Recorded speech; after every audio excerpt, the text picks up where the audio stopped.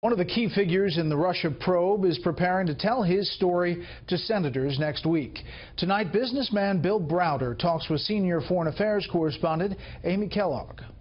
The Russian lawyer who met with Donald Trump Jr. last summer was a relative unknown to many until this week, but not to American hedge fund manager Bill Browder. I've only met her once. She strikes me as a very high-strung and hostile person, but that may just be because her role. Browder says he's long been a target of a smear campaign by Natalia Veselnitskaya. His Hermitage capital was the biggest foreign investor in Russia in the 90s. He claims corrupt officials stole $230 million in tax money he had paid in Moscow. His lawyer, Sergei Magnitsky, Browder claims, was beaten to death in a Russian jail. In response, Browder pushed the U.S. Congress to pass what's become known as the Magnitsky Act.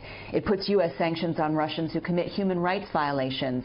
He says the Russians are desperate to have those sanctions go away, and Veselnitskaya is the top lobbyist on the case. She's somebody with apparently an unlimited budget from her Russian paymasters to do whatever she deems necessary in terms of attacking the Magnitsky Act. Russian President Vladimir Putin was apparently so mad about the sanctions that he froze U.S. adoptions of Russian children in retaliation.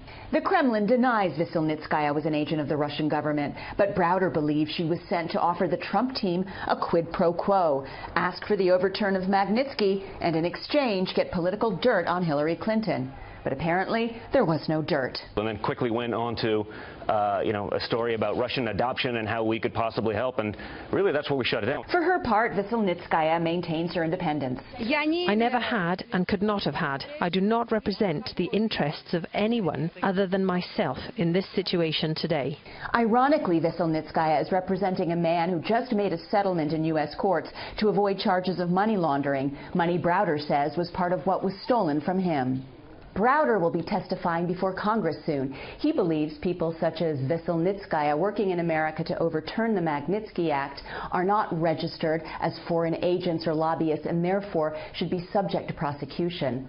Among those lobbyists, Browder claims, is Fusion GPS, the firm believed to have ordered the original, quote, dodgy dossier on now President Trump.